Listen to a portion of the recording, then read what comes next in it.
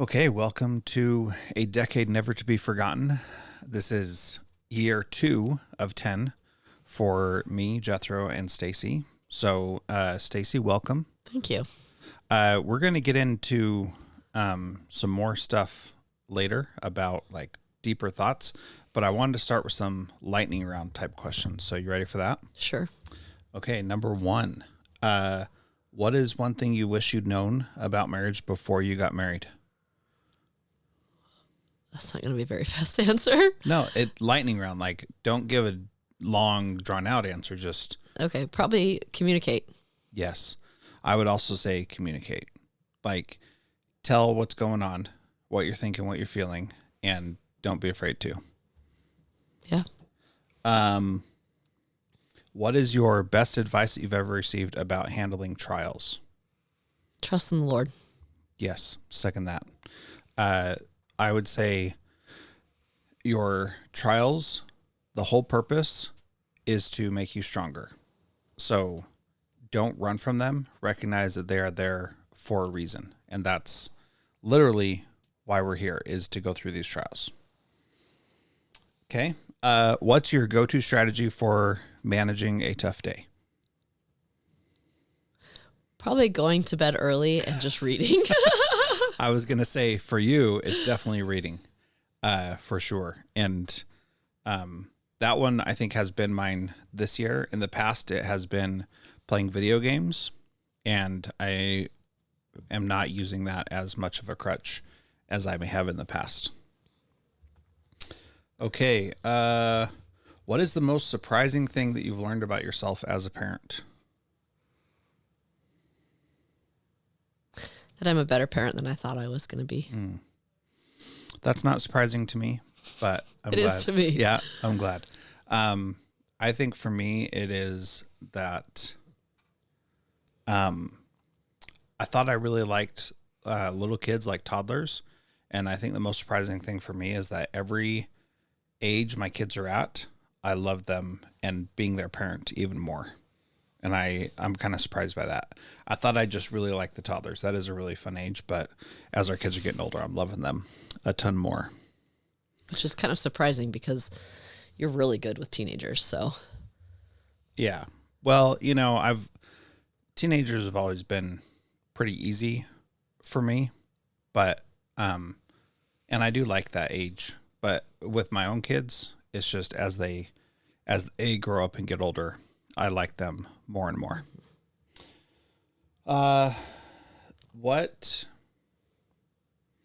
What's your favorite way to reconnect as a couple after a disagreement? probably snuggling or cuddling. Yes, I would say sex, but snuggling PG and cuddling is a keep it close PG. second. Yeah, keep it PG. All right. What's a family tradition that you hope your kids carry on? Ooh. I think family vacations. Like, I want them to spend time with their kids. Just their, like, immediate little family. Yeah. I think Yeah. there's really great value in that. And it's great to, like, have family reunions with extended family. But I think relationships are really built on those family trips and family vacations where things just don't go well and you just are there for each other. I think for me, one of the family traditions that I hope our kids carry on is that, so there's a couple. Number one, You only pick one. It's a lightning round, man. that's right. I'll say this one since you said that one. One that I hope they carry on is that they take turns praying each day. I really like hearing our kids pray, and that it's not a big deal for them to say a prayer. So I think that's really interesting that you brought that up because I don't ever think of that as a tradition itself. To me, it's just a way of life, but I guess it's something unique that not all families do. yeah, I mean, I'm sure that maybe they do, but I grew up that way, so to me, it's just part of life. I don't know if you grew up that way or not. no, I don't ever remember saying family prayer, except at dinner. That was pretty much it. What is one thing that you are grateful for right now in the middle of whatever your trial is? Probably that the Lord has heard my prayers and has answered them. Mm-hmm. Not the way I expect, but I just feel that he has blessed me. Yeah. We'll definitely get into this more, but for me, it is peace. And that's new for me. I started feeling it last year, but it's really come on a lot this year. What is a book, talk, or resource that has inspired you lately? Oh, that's good. Good question. I read a lot of books, but there's one. I actually haven't even shared this with you yet. Oh, bonus. It's a book I finished. You're going to laugh at the book, but it's a book I finished last Sunday morning. I was up at I think 3 a.m. I just couldn't go back to sleep. And I was reading this hockey romance book on the Kindle. And it was this the premise was the main character, the female lead, she has this job and she's just got the job of the hockey team. She's high power individual, totally independent, oldest sister, takes care of her family, never needs to be dependent on, doesn't want to relinquish any control, doesn't want to depend on anybody. And then just started this job for this hockey team. And then she has this breakdown and ends up in the hospital. And she's too stressed because she's taken on way too much. And I can relate, except for the breakdown part. And then there's this hockey player who has a crush on her and has for since he met her 7 years ago. Anyway, they end up, of course, falling in love. And then at the end, she says, something to the effect of, I was afraid to fall in love with you because I was afraid to need somebody else. And I know that I struggle with that, showing weakness and just leaning on somebody else. So that was a very eye-opening moment to me to realize that I tend to struggle in relationships sometimes because I'm afraid to rely on anybody else. And we can get into that more later. Yeah, if you want. we sure can. Because now you know. Yeah. So a talk that really inspired me recently was one I just listened to the other day, which was Elder Bednar talking with President Ashton at a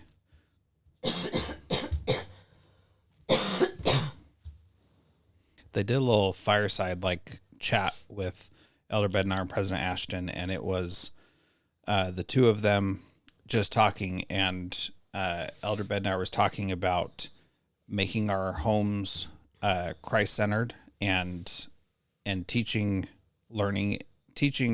the gospel and all kinds of teaching in the home is through BYU Pathways. And there's something there that I haven't fully wrapped my head around, but I just remember listening to that the other day and thinking, okay, this is exactly what it needs to be like, that what we do in our homes can set the course for the rest of our lives and be a very powerful thing. What is your favorite way to celebrate small wins as a family? I think just sharing it with our family. Oh, sorry. I forgot to unmute you. Go ahead. I think just sharing it with our family.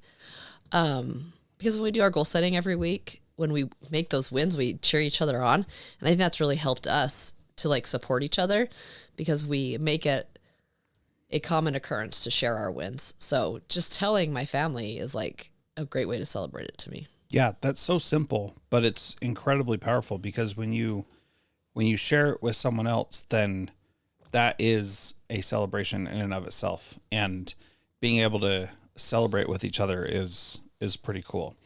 For me, one way that I love to celebrate small wins, I know Katya always wants to go get ice cream for everything, but we don't do that all the time. But one thing that I like to do is to just acknowledge it and say something about it.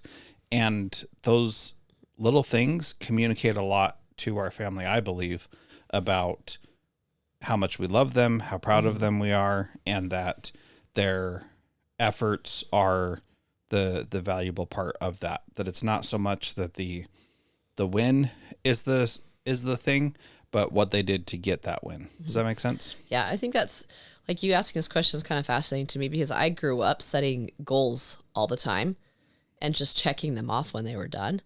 But I don't ever remember really like celebrating them. Like, oh, I checked that goal off, done. But as we've done like weekly goal setting with our kids and yearly goal setting, and we like are like, great job, you know, and sharing it and then celebrating it like in front of everybody, that like is huge because it's, you have people in your corner that are proud of you. And that goes a long way more than just checking something off as done. Yeah, I agree. What's something you wish people would ask you about the journey that you've been on and that you're currently on?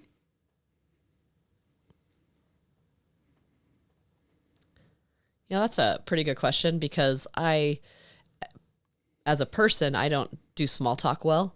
And so these deep questions that like, I would love for people to like look at me to get to know me and say, you know, because a lot of people know that you've been struggling finding a job and you're going to school and stuff, but like no one's approached me to talk about it. But I'd love for people to say like, how have you seen like and grown in this experience? Because you seem happy. Because I feel like I'm a happy person about it.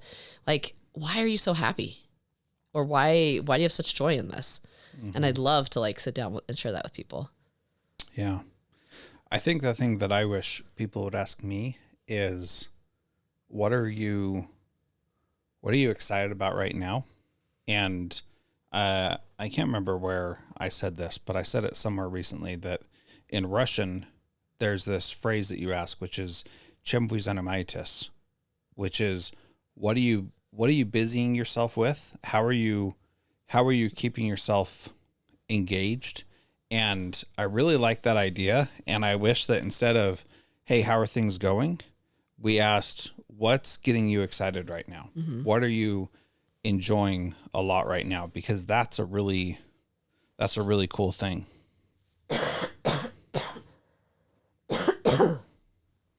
So, what is one thing you hope your kids remember from your example?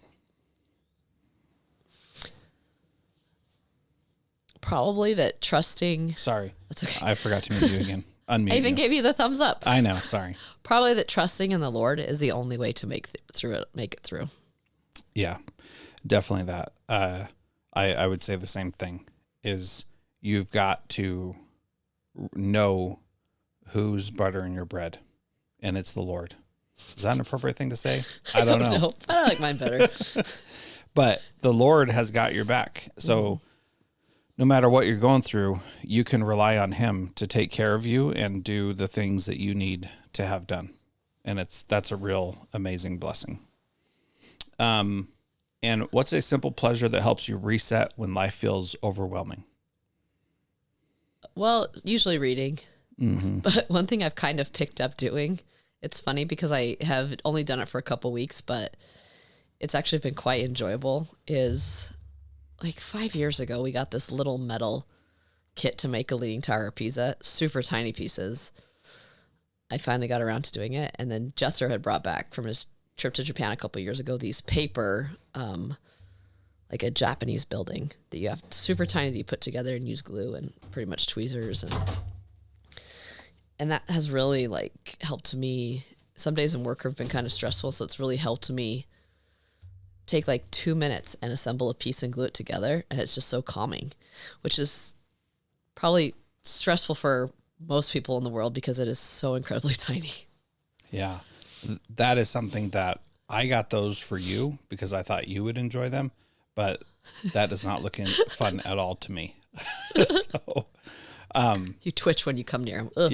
Yeah. And I love like when it's done, but I just don't want to spend my time doing that, to be honest. So that's something for you. And I think it's great that you're doing that because I know that you love that kind of stuff. Like if you could have one of those train cities with a little model trains that took up a whole room, you'd be all over that. That would be me. And that sounds like a nightmare to me.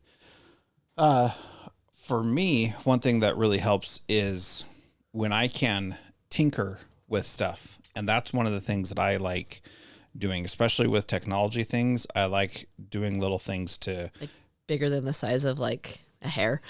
Yeah. And like most of the stuff that I that I enjoy doing that with are technology pieces like software, like optimizing systems and things like that I have. That kind of stuff is really fun to me, which I'm sure we'll get into more of that. Which sounds like an absolute nightmare to me. Yeah. Yep. And I just love doing that. So, so the way I want to start this year's thing is, what is one thing that the Spirit has taught you over this last year? Probably that anything is possible when you trust in the Lord. Very good. Tell me about that. So last year, probably about this time, we were heading into Christmas, and I was just like, I know I was stressed that I think at this point we didn't know how we were going to do Christmas for our family. Money had been super tight. I was working. Jethro had pulled in some jobs, but not as many as we'd hoped, and still working on the doctorate and just trying to figure things out and just not having enough to even do Christmas for our kids. Like, I don't think we'd bought a single gift by Thanksgiving. Yeah, I think that's right. And so, but we trust in the Lord, we told our kids it wasn't going to be a good Christmas. We didn't tell our kids it wasn't going to be a good Christmas. There wasn't going to be any Christmas. We just said, this is not going to be a gift-heavy Christmas. Yeah. And we were still prepared to make it a great Christmas. Yeah. But there just wasn't going to be a lot of Gifts, the commercial aspect to it. I think we were planning just like pajamas and maybe one thing. Yeah. And so, which we don't do big Christmases in general. We usually stick to just a few gifts for our kids. Like, we're really pretty thoughtful about what we get them. And so to me, it was kind of hard because I was like, I want to be super intentional about what I give them, but we didn't even have the means to get them one or two things at that point. And so we went into the holidays, like, the Lord will take care of us. And he did. Through some generosity of some people, we were able to provide some intentional gifts for our kids and have a Christmas dinner. And that meant a lot to me. And I know that was part of trusting in the Lord, that he had our back and he worked through other people. And then this whole entire year, as we've been intentional and as we've prayed and gone to the temple, he just keeps showing up and keeps providing for us when it doesn't make sense on paper. Yeah. And that's the amazing thing to me, is I can look back and say, I don't even know how we paid our rent, our car, got groceries for our kids, got the kids things our kids needed. Shoes when they needed it. Car insurance for a teenage driver. Yep. We all know that's super expensive, but like, it's just been amazing to me as I put my trust in the Lord. He has shown up every single time in ways I don't expect and ways that I can't make work on paper. Yeah. So what do you want to share from this last year, where the Lord has done that? Like a specific experience? Yeah. Probably like just in our monthly budget, mostly. Because we're like feeding 4 teenagers. Well, Katya's an adult, I guess. She's still a teenager. Yeah. Yeah. So feeding teenagers, and just as like we've all seen in the news, like everything is so much more expensive. Food's gone up. Like prices of everything have just gone up. We always have just had enough. Like I sit down with our budget every single month and we know how much things cost. We're pretty particular on our subscriptions and whatever. So we know what our expenses are going to be. Okay, those are most important. Pay for those first. And then groceries. And the kid's like, I need new shoes for cross country. I have 500 miles on them. Or I've outgrown my shoes. It's like, okay, well, where are we going to get that now? But then it's in our budget. Like the math is there, but it doesn't make sense. Yeah. So I've talked about this aspect a lot, that we have not known how we were going to pay rent multiple times in the last year. And then I would get a new speaking gig or a new podcast client, or my professor would say she was going to pay for my schooling. I would get a scholarship. All those things came to pass in these really miraculous ways that just did not make sense. So one of those things that I'll share is in the summer, things were super tight, and I was supposed to get, I thought that I would have a speaking gig and a couple of podcast clients that looked like they were, going to come through, and then they didn't, and they just fell through. And I was like, well, I don't know where rent's going to come for July.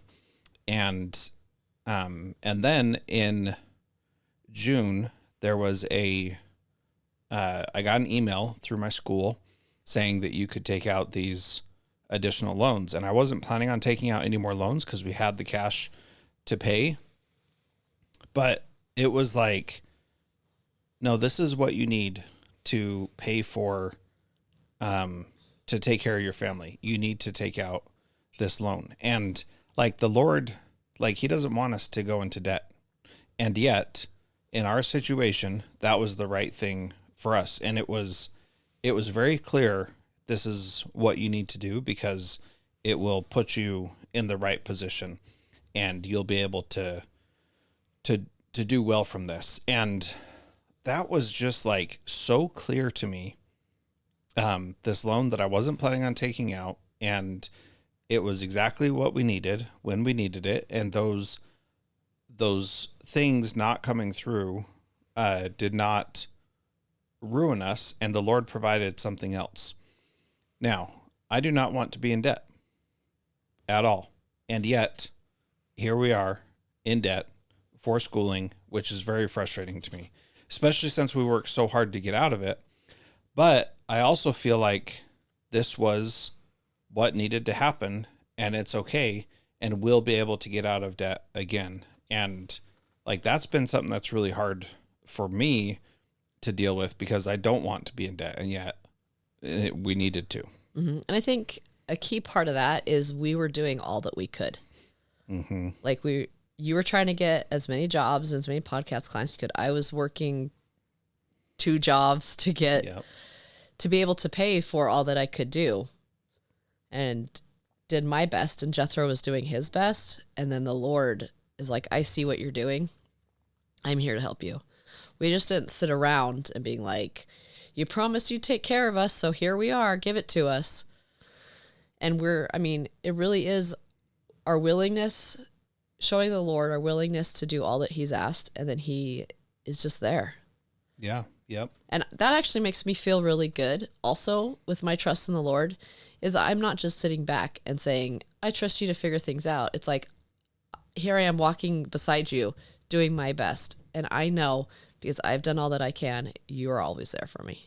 Yeah, totally. And to that point, the thing that the Spirit has taught me is that I have felt temporarily stressed to an extreme this last year and a half, but I have felt spiritually blessed that whole time.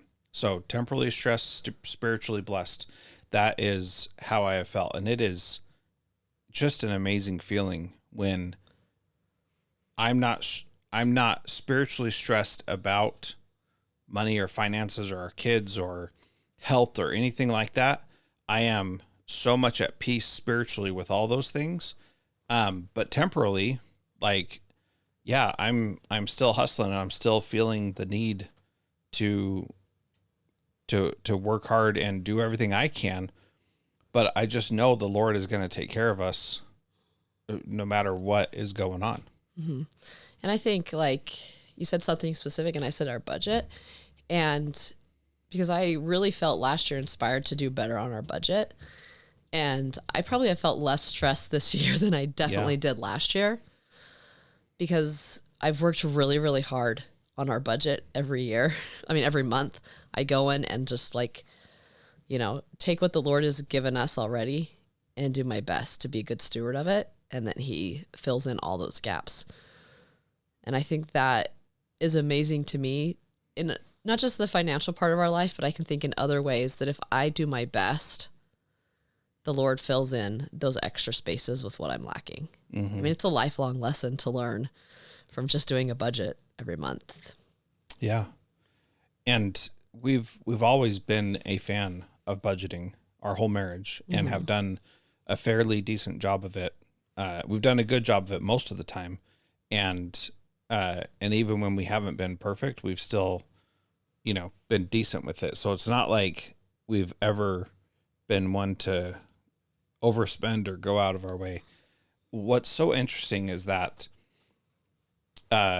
we've talked already a lot about finances and things like that, because that is a big thing with where we're at in our life and what we're dealing with. And it hasn't always been that way, but at this season in our life, we've just seen the hand of the Lord through financial things so much more than usual. And I find that really fascinating, because it's just the tool the Lord is using to teach us right now.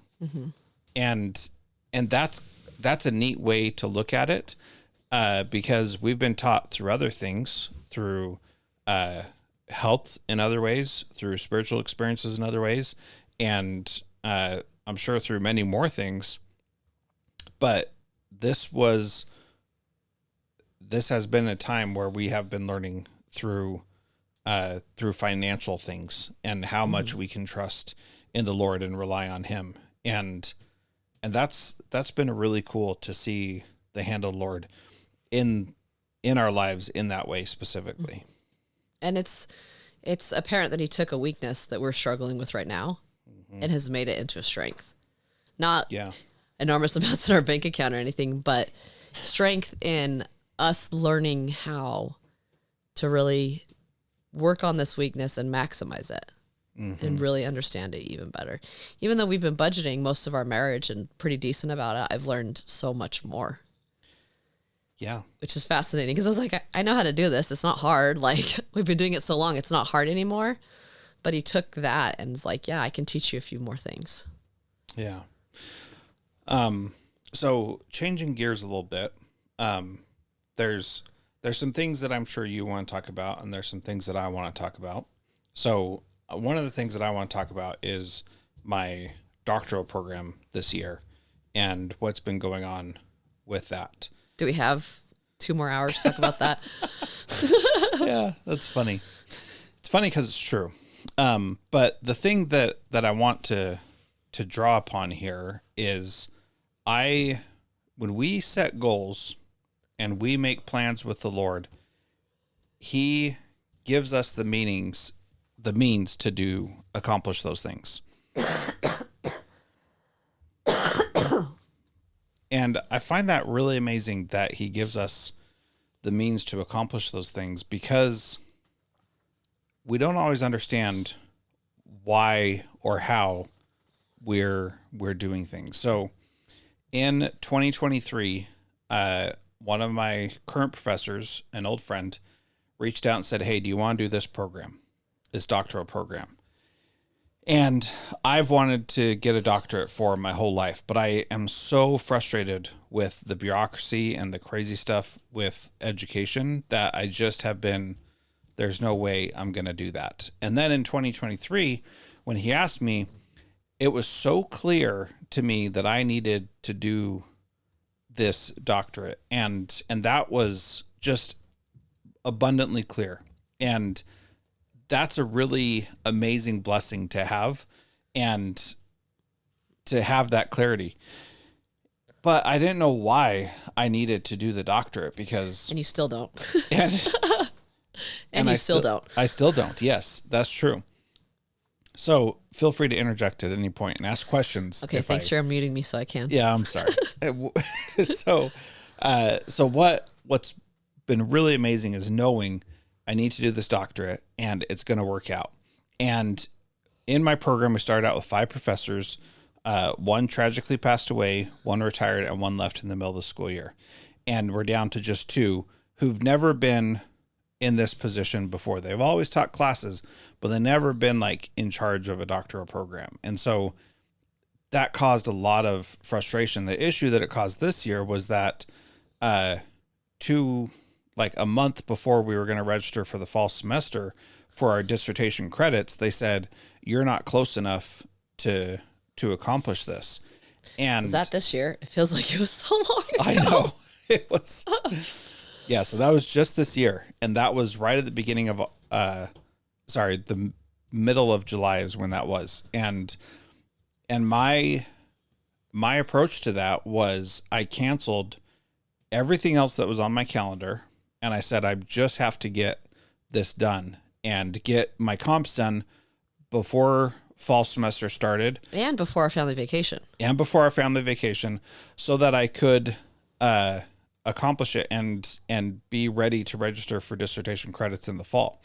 Because if you don't have the dissertation credits, then you can't defend your proposal, and you have to defend your proposal the semester before you want to graduate. So I had to defend my proposal, and I couldn't do that unless I had finished my comps previously. At least that's what they told us. Turns out that was not totally true, but it sure made it so. Just lit the fire. It just lit the fire. And that's what really matters is it was, I saw what needed to happen and what I needed to accomplish. And then I just canceled everything else in my life and just went to town on that. And it became, I finished it. And in fact, as of right now, my dissertation is essentially done. And there's another couple miracles that I want to talk about with that, but it's essentially done now, December 1st of 2025. And I just need to defend the actual dissertation in the spring, which I will do in January or February, and then graduate in May. Hallelujah. Hallelujah is right. So, with that, let me talk about a couple of the miracles that happened. Number one, that I could get those comps done and write the beginning part of my dissertation during that month of August, basically, which we went to Glacier for your birthday. Mm-hmm. Mid-August. In August. And so really I had from the last week in July until your birthday in the middle of August to get all that done. And I just went crazy and just worked a ton to get that finished in a short amount of time. The good thing is I've been thinking about this for a long time.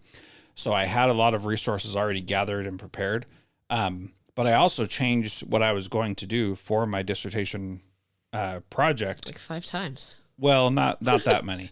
But during that time, I also changed what I was going to do. And this is where, again, there was clarity around what needed to happen, because the Lord was like, here's what you need to just get this thing done.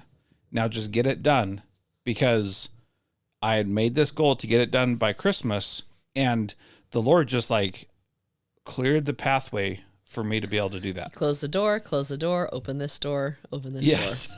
Yes. One night you go to bed and the door's closed and you're like, I don't know what's going on. I don't know what I'm supposed to do. And the next day it opens another one. Yeah. Tell me more about that. How did you see that playing out? It was a little frantic in some ways from my perspective.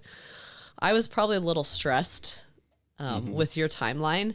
I knew you could do it because I know how hard you work. But I could see it was slightly stressful because you'd have this idea and you try to get it to play out and you tell me these plans and then you're like, it's not going to work. Yeah. Or like they said no to that, or they don't want that. And then it's like, okay, well, there's this other idea. How's this going to work? And then that one maybe didn't work out. And then the one you finally settled on, it just worked. Yeah. Which is like, it's just crazy to see, but like, you're like, oh man, this is just crazy. It's ever going to finish. But looking at it and looking back at it, you're like, it is exactly what it was supposed to be. Yeah. I mean, it goes with my theme for the whole year, like trust in the Lord. Mm-hmm. And trust in the Lord does not mean everything's so smooth. It just means trust that it will all work out. And it did. And you had to put a lot of effort into getting it, getting past all those closed doors and not giving up. Yeah. So a couple of the closed doors were, I had some ideas. So what I'm doing is called a dissertation in practice, which means that it's not a strict dissertation in the sense of you go perform research with a control group and measure the results. The dissertation in practice is really about how do we improve the practice. And so my dissertation in practice is about AI being used for innovation in schools rather than just for efficiency. So there were a bunch of things that I went down, bunch of pathways that I went down to get to this point. It looked like a game of chutes and ladders. Yeah, really. And there were a lot of different things that I could do. And originally I wanted to do something that was taking the work that I've done with my podcast already, Transformative Principle, and doing something with that. And I think there was still something that I could have done for that, but it just didn't, like I said, Wasn't right. it wasn't right. And the doors closed and it didn't work out.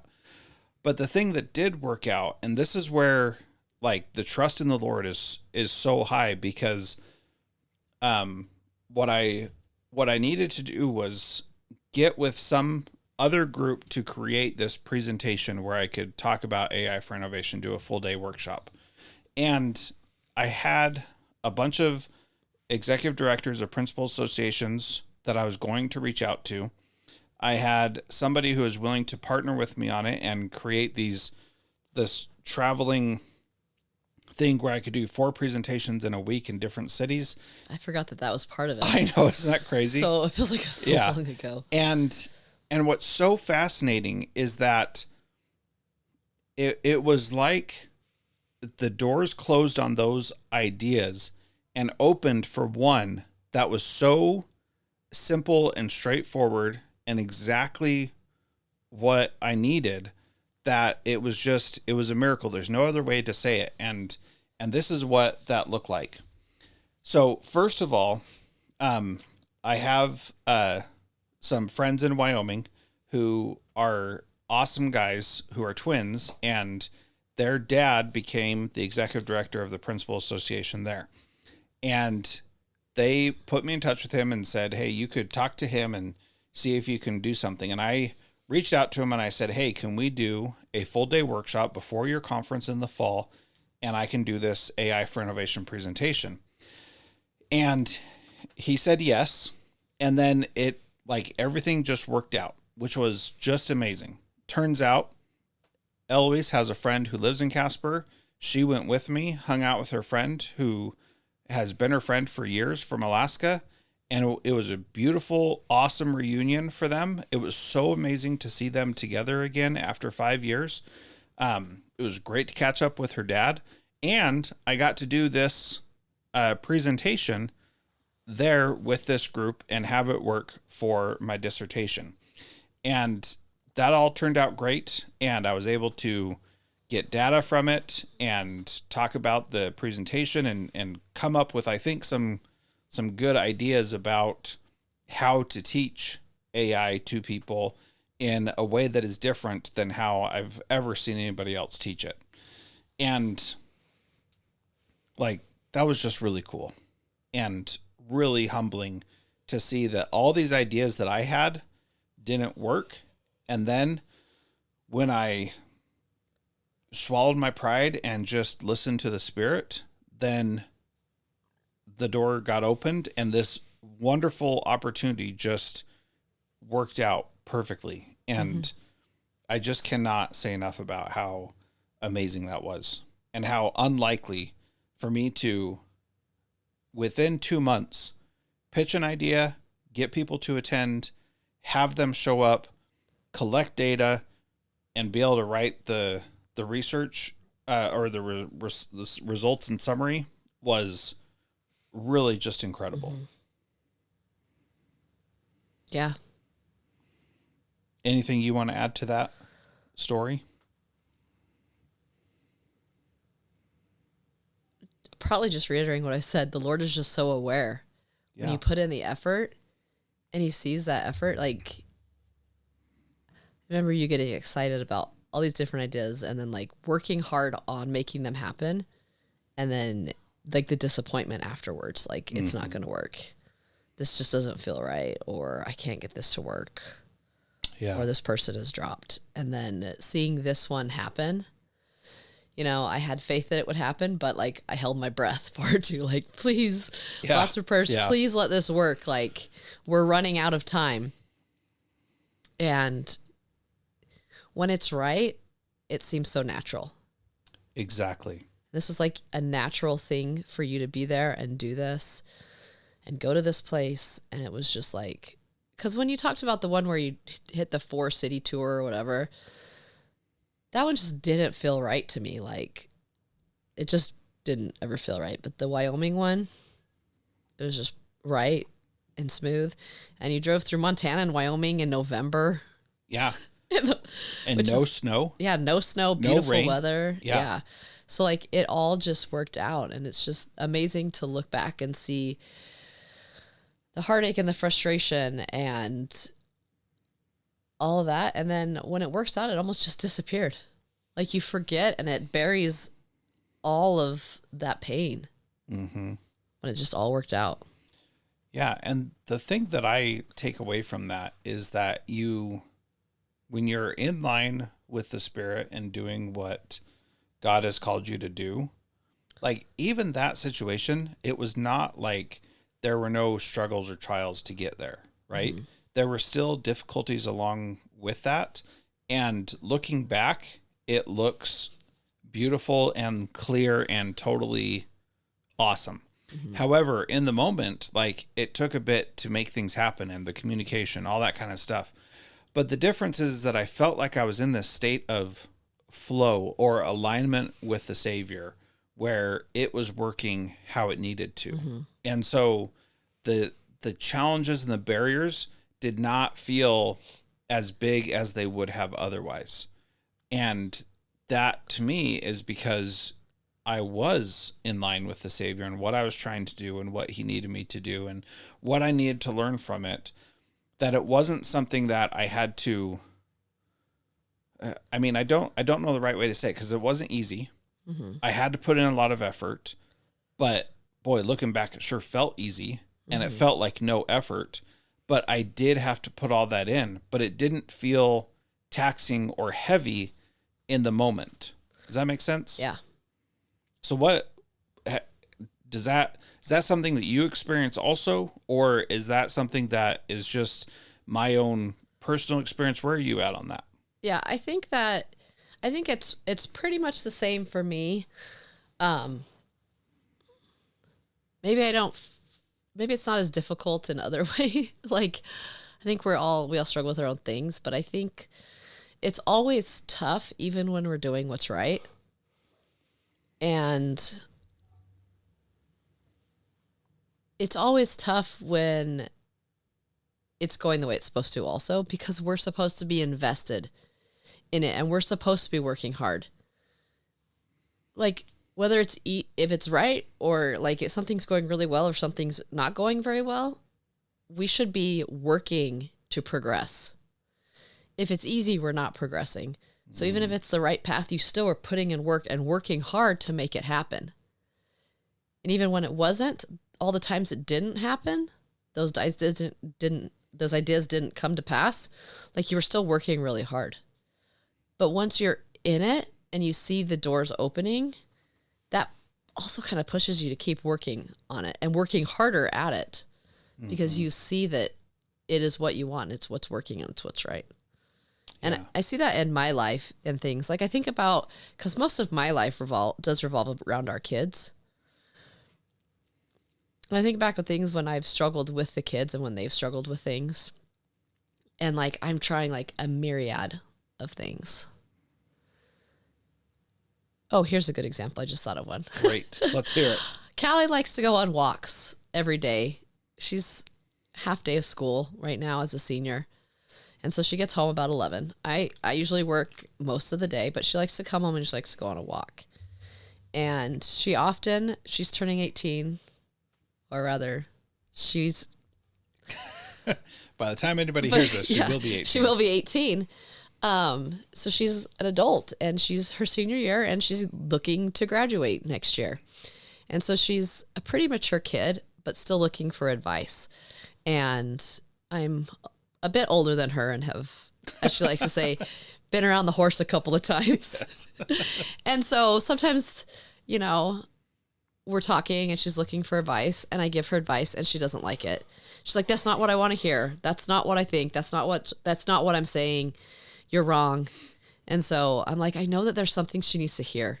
And so like, I try again and it's not what she wants. And then finally, after thinking and trying multiple times, I say something and she's like, that's exactly what I need to hear. So it's the multiple times of trying and when it's right. And then once I would say what she needed to hear, like I could feel the Spirit saying, yeah, that's what she needs, like right there. Yeah. I didn't give up because I didn't get it right once. And I just kept going and then sometimes I never even got to the right thing, you know? Sometimes it just didn't happen. But then the next walk, maybe the whole thing was everything that she needed. Mm-hmm. And when we're going through life and like, I could feel it just flowing, and that's also the Spirit speaking through me to her. I know that for sure, but it's one of those instances where it's like, this is now right. Like, and it feels smooth and it feels natural. It feels like the flow. Mm-hmm. And it's nothing that I would have thought to say to her, but it's what she needed. And it's what I needed to say.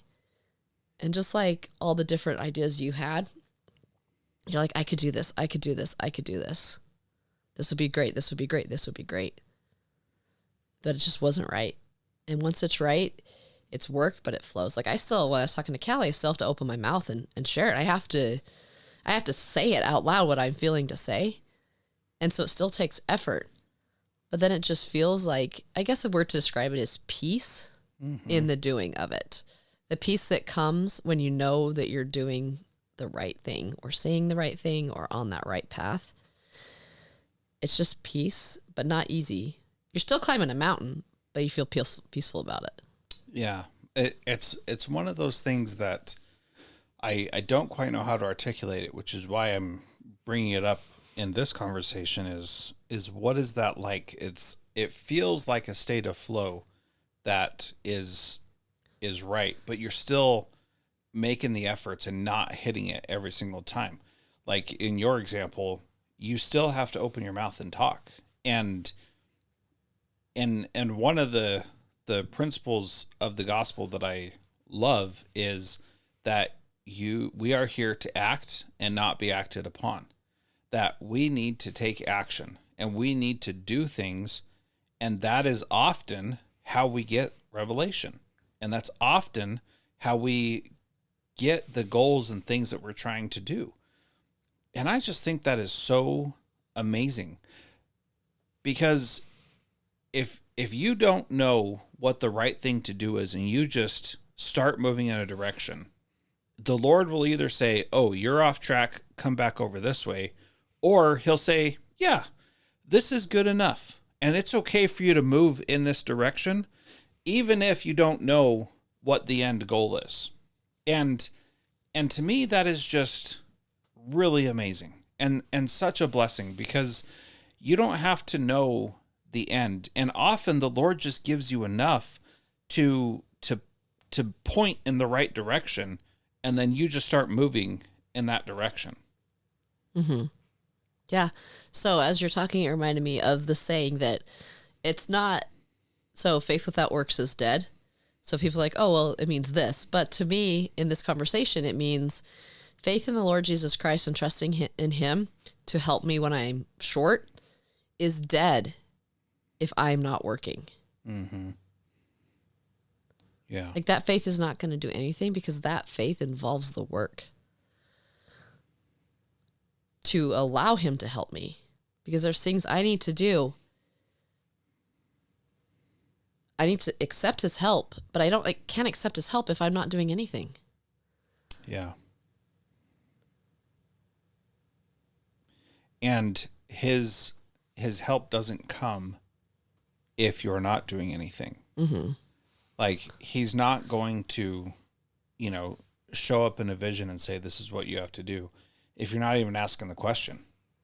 Like, you may get a vision or you may not, but you're probably not going to get a vision unless you're taking some action. And the scriptures are full of this. And Paul was being a jerk and going the wrong way and Christ showed up and was like, hey, why are you kicking against the pricks? Joseph Smith was like, what church do I join? He went and asked a question. And so many other times in the scriptures, you need to be taking action to get the revelation that you're seeking. And like going back to the doctorate thing, me asking all these questions and going down all these paths and trying to do these things, those were all me taking action to get where I needed to be. And, you know, the Lord provided the rest. And that's a blessing that I'm very grateful for. Yeah, and I think a key part of that is something we always talk to our kids about, but it's agency. Like you have to be choosing to be moving down the path so that he can give you what you're looking for. If you're just sitting there, you're not choosing anything. So that works and that faith is part of the agency. And he's not going to force you to take anything that you don't want. But by showing what you're willing to do, you're showing that you're going to take what he's ready to give you. You're reaching for it. You're going after it. Even we all fall short in everything. But by showing him our just trying to pursue something that's good, that's us choosing that, using our agency. And he's like, oh, they're choosing that they want this good thing. I'm here to help them. They're going to, here it is. I'm offering it to you. But if we're just sitting there and not even doing anything, he can't say, here, take this. It's good for you. I'm forcing it upon you. Like we've got to reach for it. Yeah, we really have to. And if we don't, then, you know, what are we doing? Yeah. We're not living up to potential and progressing. And yeah. And one of the other things too, in that regard that has been weighing on me lately is how, like, what is my potential and what can I accomplish? Because everything that I ever set my mind to and do with the Lord, I'm able to accomplish, and not as fast as I want and not as amazing as I want, but like it's there. And the only times that I fail and don't get what I want is when I want something that the Lord doesn't want me to have. And I think that's the key part of it. When you want something that the Lord doesn't want you to have. I just finished listening to Elder Oak's biography. Is that what you call it? Biography. Yeah. Last week. And that was really, I guess, President Oak's now. Yeah. President Oak's biography. And that part is really apparent to me in his stories. He never wanted to be a president of BYU. It was nothing he ever sought for. He never sought to be an apostle, a general authority, or the prophet. He had this in his mind. Well, first of all, he was never going to be a lawyer. He was going to be something else. And then that is what he needed to do. And then he, like, on track to be like a Supreme Court justice. And that's what he was going for. And that's what he was, his career, doing all of that stuff. But that was not what the Lord wanted him to do. And him being a Supreme Court justice, like, personally, I think he would have been amazing. Because he knows the law and is passionate about it and knows so many good parts of it and really understands it, that would have been a great benefit to our country as a whole. And that was a very worthy goal, in my opinion, but it's not what the Lord wanted for him. And so, I mean, it's really hard because we're human to trust in the Lord, but also trust in what he wants for us. That's not what we wanted for ourselves. Yeah. One of the things that I've been talking about a lot lately in talking with our kids and in my own mind is that we really shouldn't have expectations, because when we do, then we make that the priority and the thing that we're focusing on, when really what we need to do is let the Lord guide us to where he wants us to be. And so we set these goals and these plans, but the thing that we are hoping to get from that may not be the thing that we need to get from that. So, for example, me getting a doctorate, I'm bringing that up because we've already talked about it, not because that's all that I can think about, even though there may be something to that. But the point is not to get the doctorate. The point is to learn the things that I need to learn along the way. And so if you have a job or a goal or something that you're working towards, that thing may seem like it is the be all and end all, but it really isn't. It's about the things that you are learning along the way. It's about the experiences that you're having along the way, and about what the Lord can do with you in those situations, and what doors that opens up because you are willing to start doing those things. What would you add to that? Well, I think that's really accurate. And that just reminds me, one of my favorite stories in the Book of Mormon, of Nephi, when Lehi took his family out of Jerusalem and he sent Nephi back to get the plates. So in Nephi's mind, he's like, I've got to get the plates because it's a record of my family. My goal is to get those plates. I go get our riches. I try to buy them. That doesn't work. Like, he had a plan, and none of it included a run-in with Laban. Yeah. And none of it included killing Laban. That was not on his, like, in my life, to-do list is to kill the king or kill the ruler of the city. So, but the thing in his attitude that made the whole difference in it all is his willingness, where he says, I will go and do the thing which the Lord hath commanded me. For I know the Lord giveth us no commandment to the children of men, save he shall prepare a way, that they can accomplish the thing which he hath commanded. Something like that. Man, that's the only scripture I have memorized in all the scriptures. That's the only one. It's my favorite. It's been my favorite for years. But, you know, he had plans and he had thoughts of what he was going to do. And none of it happened the way he thought. He didn't also think his brothers were going to try to kill him. And the angel had to stop him. Like, that was not on his, when I grow up, this is everything's going to happen. And I think because of his willingness to listen to the Lord and go through the experiences he went through, hard, killing Laban was not easy for him. Mm-mm. Nobody wants to kill anybody, and he had to, because that's what the Lord commanded him. And like that, and being able to, okay, see, this is where the Lord helped me here. And then with his brothers, with the angel. And then when he went back to his family, and then their journeyings in the wilderness, and then getting on a boat and going to the promised land, and then his brothers trying to kill him and having to leave. Like, that was not, he probably never thought he'd leave Jerusalem. Like, that was where he was going to live, because that's where his dad had lived. Yeah. And so stories like that are like, oh yeah, I see myself in stories in the scriptures when things don't go as planned. Mm-hmm. And things don't go this way. And he lived a happy, successful life listening to the Lord. Yeah. With a lot of trials thrown in there also. And that's the thing for each of us, is that we have trials, and if we are listening to the Lord, then he blesses us through those trials. And those trials are the point, because that's how we learn, through the opposition that exists in all things. That's what makes it so worthwhile. And oftentimes the goals that we're setting are influenced by our parents, by our environment, by social media, by the news, by the Spirit. In some cases, well, in a lot of cases, I feel like our goals are influenced by the Spirit, but then we also still have to keep listening to the Spirit as we're working through those goals and things that we're hoping to achieve, to accomplish what the Lord really wants us to accomplish. We have to be willing to say, this is what I want, but I want to follow you more.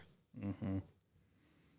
Yeah, and I'm making my plans in such a way that I'm like, here's what I think this needs to look like. And because we are human, we need to have some goal that we're going towards. We need to have some thing that's pointing us in the right direction, because we are not fully formed where we can just go by the Spirit all the time. And so we set some milestones, some pathways, some avenues of success, and we do those certain things, and we say, I'm going to get this degree, and I'm going to get this job, and I'm going to work towards this.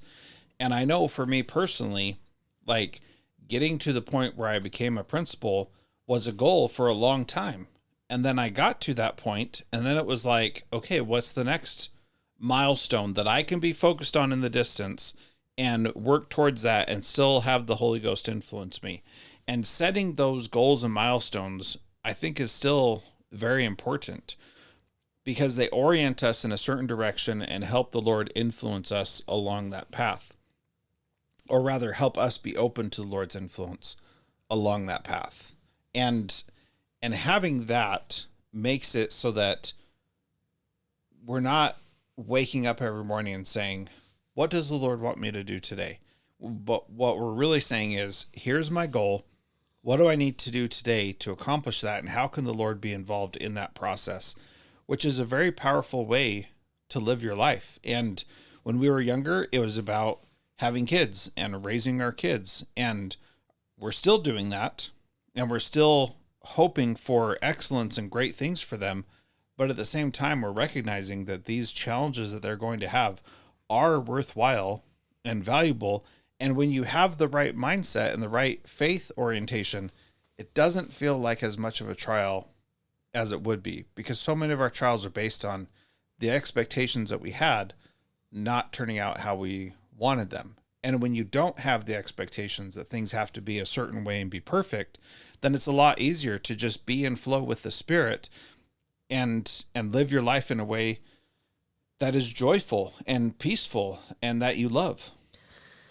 Speaking of milestones, do you feel like your milestones have almost been expectations and have created frustration as you've gone through these struggles with your doctorate and the financial struggles?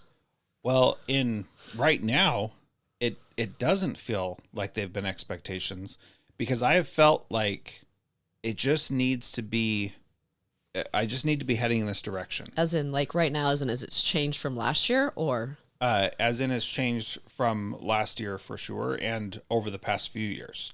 So like one of the real challenges for me when I was a principal is that my identity was tied up in being a principal, and my identity as a son of God was secondary to that, which was a big problem for me because that wasn't the right orientation.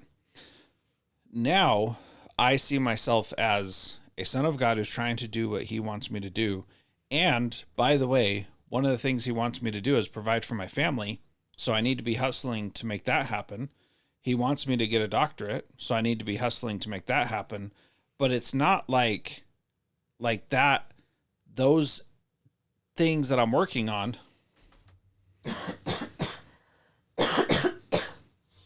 it's not like those things that I'm working on are who I am. They are just a goal along the way to become the son of God that I really want to be. Does that make sense? Yes, and I want to ask you that question because I'd like to share an observation. Yes. Over the last probably 5 years is, from my perspective, you held those milestones very much as expectations for yourself. Mm-hmm. And there's been times, probably 2019, and probably in the last, not 2025, but 2024 and 2023. I think we're, from my perspective, pretty hard on you because you're not meeting your expectation milestones. Yes. And the growth that I've seen you have, especially within the last year, makes me like smile inside. Not in an I told you so type of way, but like you're finally getting it. Like, I see you as this, and you're finally seeing you as something, which just makes me so happy because you've embraced more of your divine identity as a son of God and less, not chasing so much those milestones as you used to. And I feel like you've talked about, mentioned peace earlier. I see more of peace in you because you don't chase that and you aren't stuck on those anymore. Yeah. I've always been very driven to accomplish things. And now I'm still driven and I still work hard. But at the same time, I was driven to accomplish those things because they defined who I was. And now I am driven to accomplish those things because I want to be the full person that God knows that I can be. That's really what I'm striving for. And a job, an income, a title, all those things are just little parts of my bigger self. And I'm glad that you brought that up because I would say the exact same thing about you in different aspects. And so your desire to study the scriptures and how you've done that so much better in the past couple of years and really become a scriptorian. I hate that term. I know you do. I was waiting for you to say something. Because I only have one scripture memorized. That's why I hate that term. Yep. But you understand the gospel and can articulate what you know about the gospel so much better than you could have. Gospeltorian? A gospeltorian. There you go. So much better than you used to. And it's not that you can just say it, but that you say it with a surety that you didn't have before. And you worried before that because you didn't have scriptures memorized or whatever, then you didn't know what you were talking about. I've just come to realize I'm just not a scripture memorizer. Yeah. But doctrine memorizer I can get. Yes, for sure. And then you live that doctrine in a really powerful way. And that's one of the things that I've seen about you that I'm like, you're finally getting it and you're growing into that person. And it's like, I've seen that in you before and saw your faith and testimony before, but you haven't seen it. And what I'm hearing is the same thing for me on the other stuff. So that I think is really just a very cool thing to be able to experience. And I think that is part of the power of good relationship, covenant keeping, and including the Spirit in a marriage. Yeah, for sure. Like, I owe that a lot to, because it's easy in a marriage to judge the other person so harshly because you know them so well. But allowing yourself to listen to the Spirit and inviting it in to help you grow in a marriage opens your eyes to see the other person how our Heavenly Father sees them, which I think is one of the coolest things. Yeah. I think it goes along with being a parent too. When you really involve the Lord, your eyes can be opened. I mean, applies to callings too. When you're willing to seek after the Spirit to help you understand, your eyes are definitely open to see what you cannot see otherwise. Yeah. And that's a huge blessing and a wonderful way to live your life that is that's open to everybody. Yeah. You know, you don't have to be anything special to be able to do that. You just have to have a desire to do what God wants you to do and to line yourself with His will. And that's a really beautiful place to be. Yeah. Because life feels so much better. It feels peaceful. Feels like you matter, actually. Like you're important. Even if you don't hold this high thing, that like the Spirit is with you. Thus, you are a child of God and you matter. Yeah, for sure. What else did you have on your thought that you wanted to talk about today? Nothing. Nothing. I really did not think too much about this. I didn't think anything about this. I said, let's just read it. I can't believe a year's come super fast. I know. Do you think that we're on track to have a decade never to be forgotten? I think so. Whether it's like a financial decade never to be forgotten, that's, but I don't care about that. I see the growth that I've made in the past year and I'm like, this is awesome. I can keep growing. I look at the growth in our family in the past year and I think this is awesome. Mm-hmm. I think this decade is a changing decade for us, for sure. For sure. Like, I think next year when we're talking, Callie's either going to be at college or she's going to be on a mission. It's totally making me tear up already. She's so ready for it, but I'm ready for her too. But it's one of those things that, like, I'm not worried. I just get a little sad that I won't see her every day. Yeah. Yep. And I am definitely going to miss her in that regard of the not seeing her every day. But as we were saying today, as we were driving in the car, like she is so ready for whatever her next step is. And like, I'm not worried at all about her life going forward. Yeah. And like, that is really awesome to say about your 18-year-old daughter. 17. Soon to be 18 tomorrow. 18 tomorrow. So that is just really amazing to know that, like, I am 100% confident that she is going to be fine. She has learned everything she needs to learn her first 18 years. Yeah. To be successul. And if she hasn't, she'll be okay because she'll learn it. She knows the basics. Yeah. So for you, what are the things that a kid has to learn in order to have a successful rest of their life? All right, we'll start with the basics. Yeah. They really need to know how to do their laundry. Like, honestly, that I think I stopped doing Callie's laundry. Okay, we lived in Fairbanks, so she was like 10 or 11 when I got her to do her own laundry. She wasn't doing it in Kodiak? I thought she was. She might have been. I think the main issue in Kodiak was that... The 3 flights of stairs. Well, that was the first year, but then the last 2 years we lived there, that wasn't an issue, but wasn't our laundry room, like, didn't you have to go outside to get to our laundry? No, our laundry room was like in our house entrance. So it was like kind of wonky. So I like pulled it out before it got to be a mess. And yeah, okay. Yeah. So, but when we moved to Fairbanks 2017, she was 10. So about 10, she started, probably I'd say she started doing laundry about 10. Yeah. She was like bedroom right around the corner from lunch room. Super easy for her to do it down there. Yeah. But like, as a parent, I want to take care of my kids, but taking that mental load off and giving it to her, and it's teaching her, like, that's just a natural part of your life.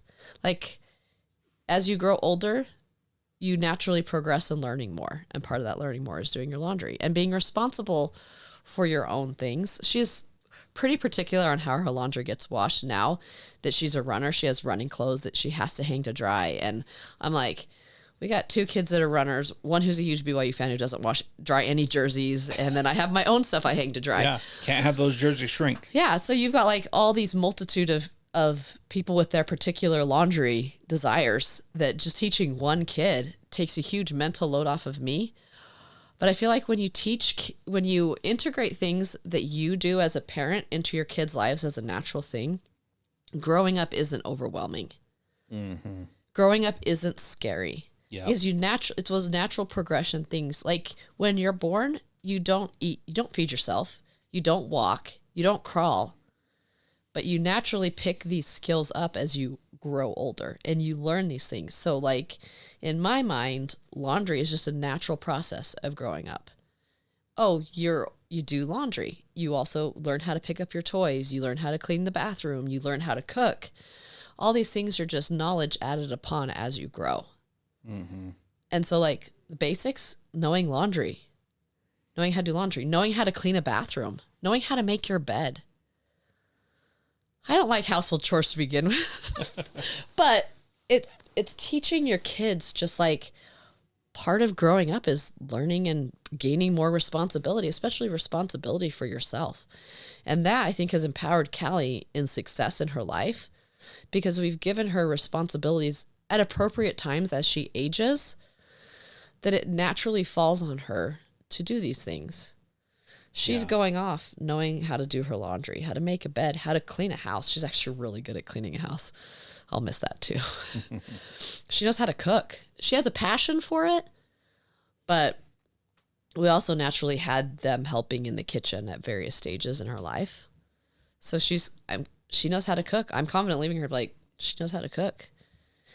And like, other than those basics of taking care of herself, like the things that we have stressed is like, read your scriptures, but in a natural way. Like I don't remember, hold on.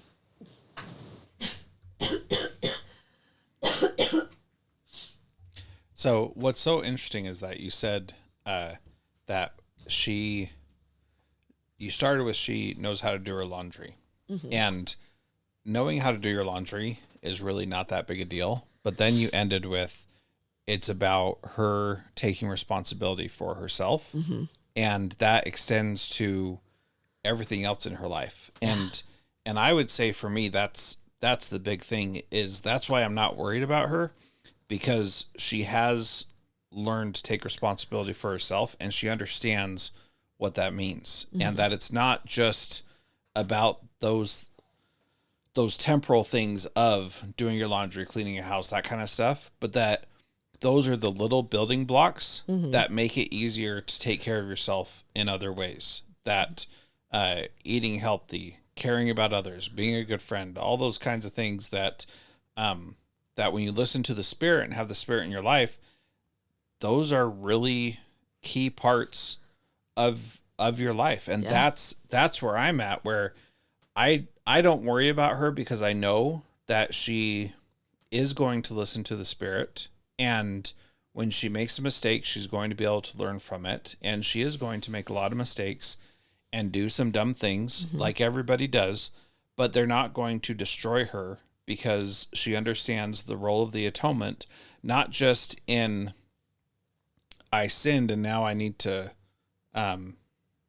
repent, but more so in the fact of the enabling power of the atonement, that the atonement helps you become like God in a really amazing way that is very real right here on this earth. And if you think about it, everything in our lives is that progression. Yeah. Like going back to laundry, like she made mistakes washing her laundry.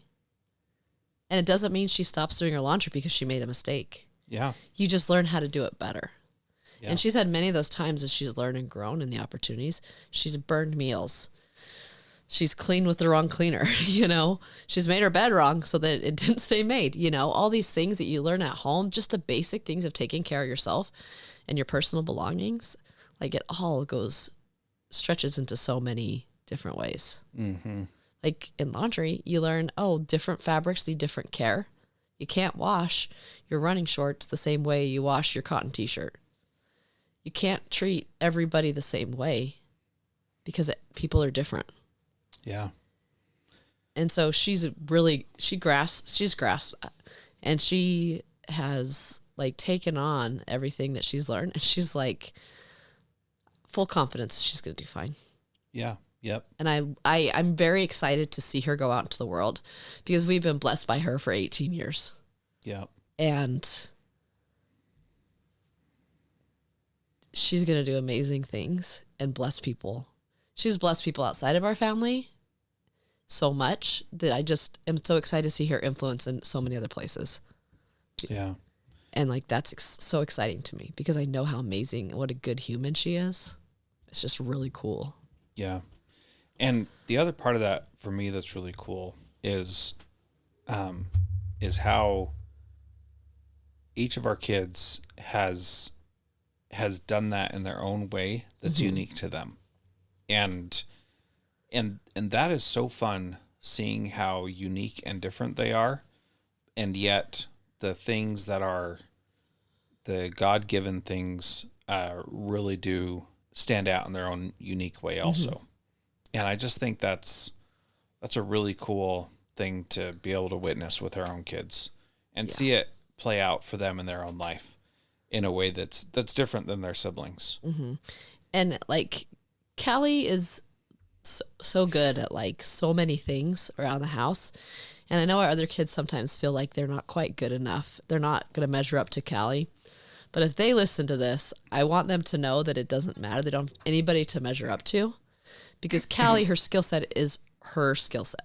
What she's been given from the Lord, those specific skills and talents and abilities, she needs them for the future for a certain purpose. And then each of our kids, like you mentioned, each has their own thing. And I am so excited to see each of them grow up and take their own thing out into the world. Like, Callie's graduating in May. 2 years later, Tenzin graduates. And there's so many things he's developing right now that I cannot wait to talk about when he's about ready to graduate. And the same with Eloise. And Katya lives with us right now, but she's got these things that she's working on that just bless where she is. Yeah. Just her sheer amount of love, that nobody in our family has that kind of love except for her. That's true. And so like, I'm excited for all of our kids to like grow. Yeah. Because they're just amazing humans. Yeah. And based on the trajectory of where each of them are at right now, I am 100% confident that when the time comes for them to leave the house, I will feel that they are ready to go. Because I do believe that if you and I were to die today, our kids would be fine. Yeah. And they would be able to live a full, happy, productive life, and that they don't need us like we may have needed our parents. Mm-hmm. And one of the things that I've always hated that they said in church that just drove me nuts was when they would say, "You are a chosen generation." And they've been saying this to youth for years. decades, right? So wait, I thought I was a chosen generation. Yeah, Weren't yeah. you? Now our kids are? Yes. And what's so amazing is that I see something different with our kids than I saw with myself and my peers when I was their age. And that's pretty inspiring. Yeah. They're seeking for something greater than I even thought to seek as a kid, as a teenager. I look at my kids, I'm like, man, you guys are so much better than I was. Yeah. And I don't know how to say this in the best way, so I'm going to muddle through it, but I don't think that my parents were not interested in us being successful spiritually. I know my parents were, and I know your parents were too. But I see this idea of a compounding blessing from parents striving to be their best, and then their kids, and then their kids, and then their kids. And at least in my family, going all the way back to, as far as I know, good people trying to do the best that they could and passing that on. And this inheritance that we get from our parents and the things they learned and what they went through and what they understand. And let me just illustrate this real quick to make sure that it's making sense. Going to the temple, for example, is important to us, and we do it every week now that we live in Spokane. And whenever we could, before, we would go to the temple. And being able to go to the temple regularly, and our kids seeing that, and seeing that that's what we make a priority, and then taking them to do baptisms for the dead when they're old enough, those actions create this snowball, this momentum that is impossible to deny, that there is something there. And that's the kind of thing that I'm talking about, that our parents' efforts and our efforts are paying huge dividends, bigger than we ever could have imagined, and the kind of people that our kids are becoming. And that to me is as plain as day. Cool. I have to think about Okay. that. Like that's a really cool thought. I haven't really thought about that. I guess it's kind of like a snowball when it starts really small, rolling down the mountain. And I think your dividends paying out are a lot greater to our kids than the ones for me. Yes, because my ancestor is better than your ancestor. Obviously. Well, I'm just let's kidding. just clarify why. So my parents were both converts to the church. And so they've tried really, really hard to teach us everything that they lacked knowing about the gospel. Like my mom joined, I think, when she was a teenager, 13 or 14. My dad joined in college, 24, 25, I think. So they've just been trying. And your family has this generations of passing down this gospel knowledge, which I can see where that from your family has influenced, and then from where it comes in from my family. So it's like feeding two snowballs that are starting to merge right there in the middle and make a giant snowball, which is really kind of cool to see. Yeah. Because they're both two different perspectives from the longtime church members and the very recent. But here's the thing that I think is so important is that we have these chains connecting us back to our posterity and or to our progenitors, right? Our ancestors are connected to us because of the gospel, and that's not a fluffy, unreal thing. That is a real, literal thing, and that's what I'm seeing with this snowball idea is that your great grandparents didn't know anything about the church when they were on the earth, but they sure do now. and the work's been done for them. And they are, I believe, now doing this great work to help our kids, and that my progenitors are doing that also. And that's a really powerful thing that, like, it's just different than when I was a kid, because there's one more generation in that work, and that becomes a powerful thing, helping them make better choices, live better lives, have a better understanding, and that's helping us every day as well. And I don't understand all that. I really don't. But I know that there's something there, even though I don't understand it just yet. And the thing is, like, looking back, especially on your generations, like, each period of time that your ancestors were in the church, changes happened.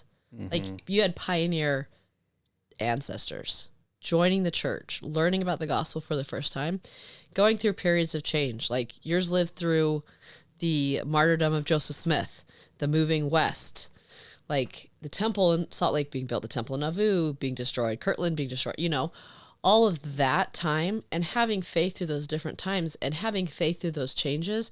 So you have this legacy of building faith, and there's lessons to be learned from that, as the building faith and the lessons learned are passed down to generations. And then if you look at my side, just learning about the church from my parents and learning about the greatness of the gospel and all that is offered, and then having emotions and thoughts around that, it's different than the ones coming from your side, but really beneficial and feeding in to create these different influences of faith that help as things are changing within the church.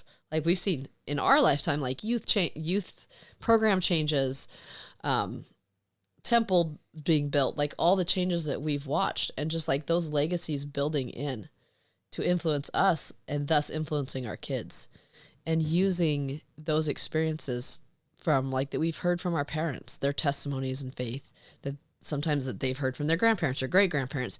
And as those little get passed down, it like builds for our kids, and like they're getting that influx of all of those little testimonies. I think everybody, like, we all have testimonies. I think we have testimonies on different things, and stronger testimonies on things different others, and you just add those.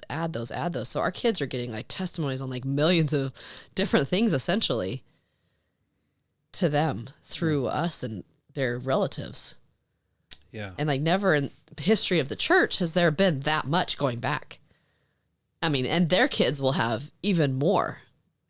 Yeah. So it's like you get a little bit of a head start, if you will, in understanding things. And I think about with our kids, the let's take, for example, the temple. We go to the temple regularly. We talk about it. We tell our kids things. And just last week, we did not have a good experience at the temple. And we shared that with our kids. And then we went to the temple again this week. Like, that's just what we do. And so we go to the temple, whether it's a great experience or a good experience or a not good experience like we had last week. And that's just part of who we are and what we do. And that's great. And our kids understand that. And so they get a little bit of a head start in that regard, and a little bit extra push and a little bit extra support. Well, and I think about what you always talk about is the push that you got from your own dad that you've passed down to our kids about going out and serving.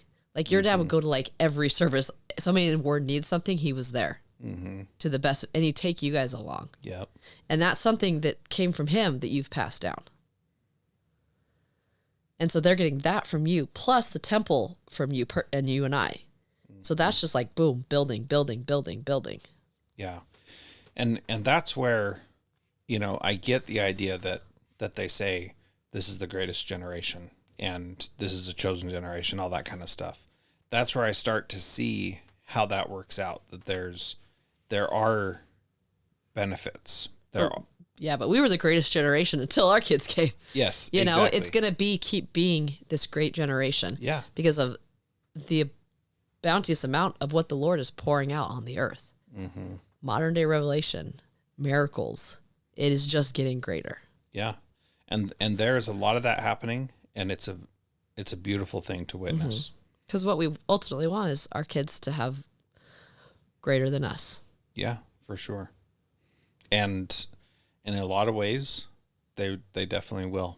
And in all the ways that matter the most, I believe they will. All right. Anything else you want to say before we close up? We'll see what the next year brings. Next year's going to be real fun because Callie will have graduated and you will have graduated. Yes. Hallelujah. Yeah. Yeah. It's going to be awesome. Yeah. I think we'll be able to have a better idea of why I need to get my doctorate. Maybe not, but I think we'll have a better idea. I'm already seeing some little seedlings of why I need to get my doctorate when I need to get it. And hopefully those will come to fruition next year. We'll be able to articulate that. Yeah. I think there's going to be a lot going on in the next year. Yes, there is. It's going to be awesome. It is. I'm looking forward to it. Me too. I love you. I love you too.